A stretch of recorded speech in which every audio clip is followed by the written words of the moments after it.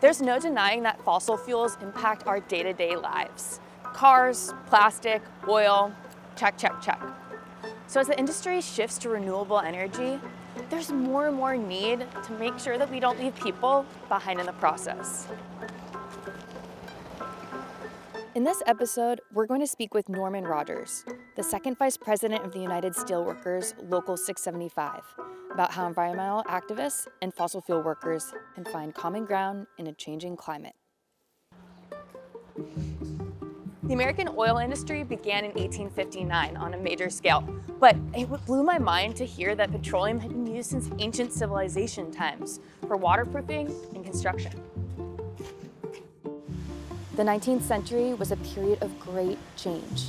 The iron and steel industry forged new construction materials, the railroads connected the country, and the discovery of oil provided a new source of fuel. In a short period of time, more than 1,500 oil companies were chartered, and oil became the dominant fuel of the 20th century, an integral part of the American economy too. Fast forward to today, and the United States is producing more oil than any country in history.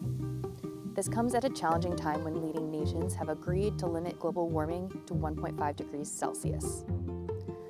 So, meaning the US needs to make a super swift transition to renewable energy.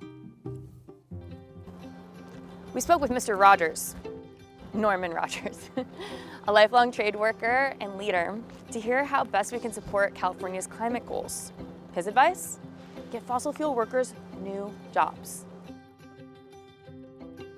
As we phase in renewables, we're being phased out of what we're doing. We also need to phase in supports and safeguards for ourselves as employees, and at a larger sense as well for the community, because as we lose our jobs, then that's the tumble-down effect where public services start to suffer because of tax revenue. So it's been a hell of a party for oil refining in the United States over the last 150 years.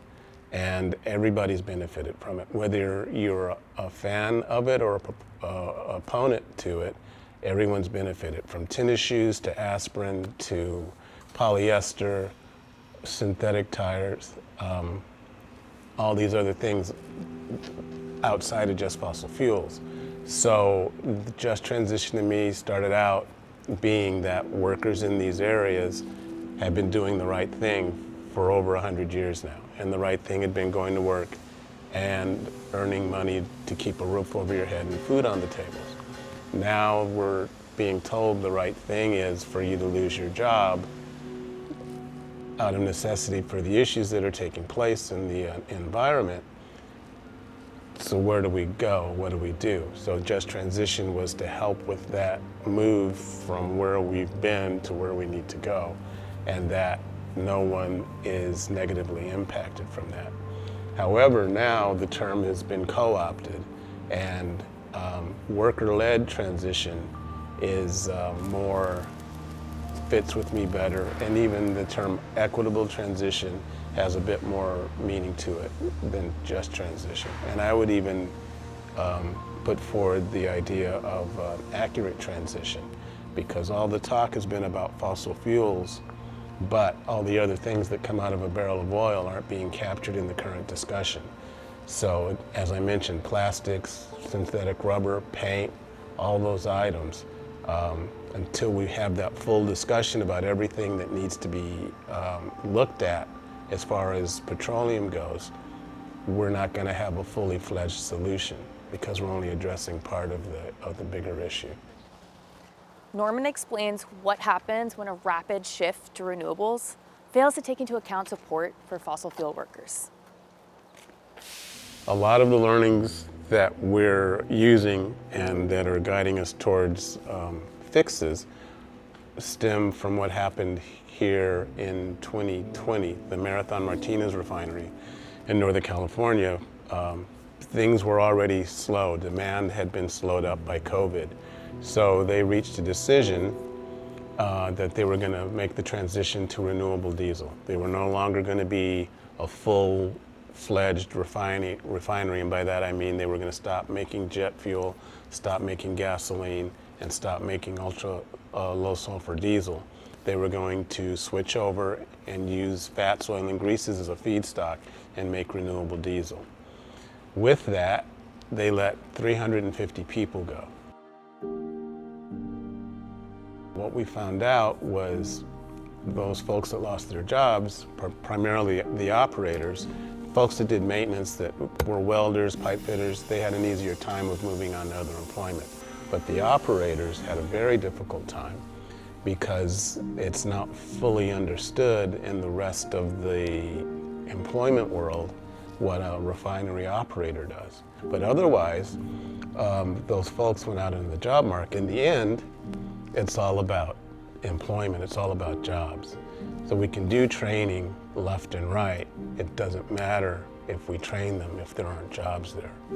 So it's finding out what the jobs are, where the jobs are, and matching those two things up. It's important to recognize the people and families whose livelihoods have been a part of the extraction economy for centuries. Make sure that they're part of the conversation. Because in the end, all of this boils down to getting people into high-paying jobs, good pay, parity in pay and benefits with what they've had. So we don't know what that's going to be. So it's learning about hydrogen, it's learning about battery storage, it's learning about microgrids, it's learning about waves, using waves as an energy source, learning about the new industries, where that's going to be, where they'll be placed, where our folks fit in, where everybody fits in. So the role of collaboration, unity, solidarity, moving forward, this addresses the piece where I talked about just transition and moving away from that term and looking at worker-led transition. We all need to have one another's back about what's coming next. I've come to the realization, I believe there's a path forward. I believe there's always a path forward where everybody can join in. Sometimes we're able to join in and we're standing shoulder to shoulder and we're 8 people wide and moving forward. Sometimes we're able to join in, but we're heel to toe because that's the one thing we're able to agree on. There's just a lot of wonderful people that are working towards the same thing. And you don't know they're out there, but then they pop up and you go, oh, good. And that they're people you're glad to be allied with. There's no doubt that we are at a pivotal moment in our nation's history. After centuries of fossil fuel extraction, there is need for rapid change so we avoid the worst of global warming.